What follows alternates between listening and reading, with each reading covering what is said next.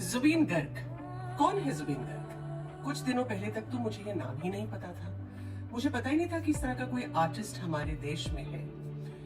जब मैंने एक दिन न्यूज सुनी इंस्टाग्राम पर और इधर उधर की कोई जुबीन गर्ग नाम के एक आर्टिस्ट की डेथ हो गई है सिंगापुर में किसी स्कूबा डाइविंग में, तो मुझे लगा एक आर्टिस्ट है जो शायद अपनी किसी बैड लक की वजह से उनकी अनफॉर्चुनेट डेथ हो गई है। मगर उसके बाद जो मैंने इंस्टाग्राम पर, फेसबुक पर और सोशल मीडिया पर एक सैलाब उमड़ता हुआ जो देखा, तो मैं ये जानने के लिए मजबूर हो गई कि कौन है जुबीन गर्ग आखिर।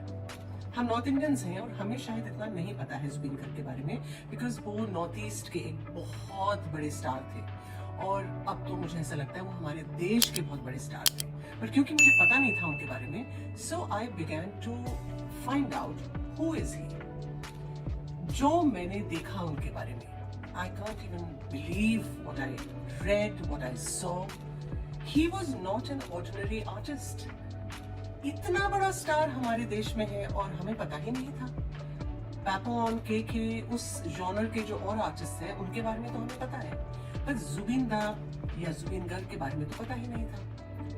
I can't believe कि वो उनकी डेथ पर इतने लोग आए हैं, इतने ज्यादा लोग आए हैं। I can't believe। लोग क्यों आते हैं किसी की डेथ पर? क्योंकि उस शख्स ने आपकी जिंदगी को कुछ ऐसे रिश्तों से छुआ है, कुछ ऐसी जगहों पे आपकी मदद की है, कहीं ना कहीं आपके दिल पर एक ऐसी अमिट छाप छोड़ी है कि आप उनको एक बार उनके आखिरी दर्शन के लिए टूट पड़ते हैं। जो जन सैलाब टूटता मैंने देखा, मैंने जीवन में इतने आर्टिस्ट जो आए गए हैं कभी इस तरह से नहीं देखा। और of course Limca book of world records में भी दर्ज हुआ है कि ये वर्ल्ड का 4th लार्जेस्ट गैदरिंग था।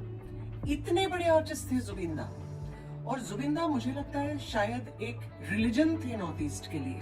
हर एक बच्चा, बूढ़ा, जवान, औरत, मर्द, शायद ही कोई ऐसा होगा जो किसी ना किसी तरह से जुबीन दा, जो कि वो उन्हें कहते हैं, उनके साथ नहीं जुड़ा था।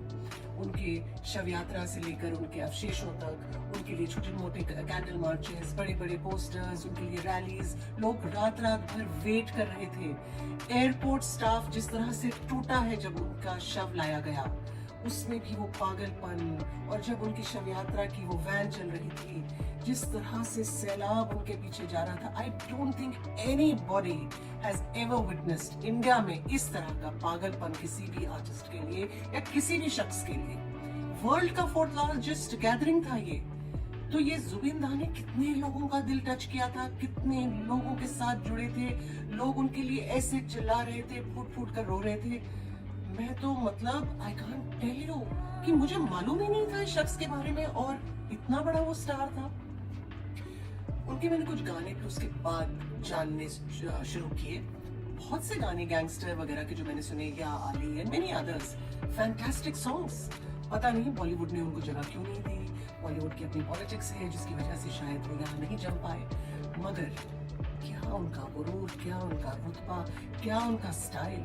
उन्होंने कहा बॉलीवुड नहीं मुझे अपनाता या मैं बॉलीवुड को छोड़ के जा रहा हूँ, मैं अपनी जगह खुद बनाऊंगा। पर ऐसी जगह बनाई उन्होंने कि जीते जी तो छोड़िए, मरते मरते भी वो सबको एक सीख दे गए कि जीवन में अगर स्टार बनना है तो जुबीन दा जैसे बनो, वरना मत बनो। आपको मेरा कोटि कोटि प्रणाम, और नॉर्थ ईस्ट के लोगों के लिए मेरी बहुत सारे स्नेह पूर्वक श्रद्धा सुमन कि आप इतना प्यार करते थे उस शख्स से। और too sad that we lost such a lovely young talent so soon. My heartfelt condolences to Zubeen Da.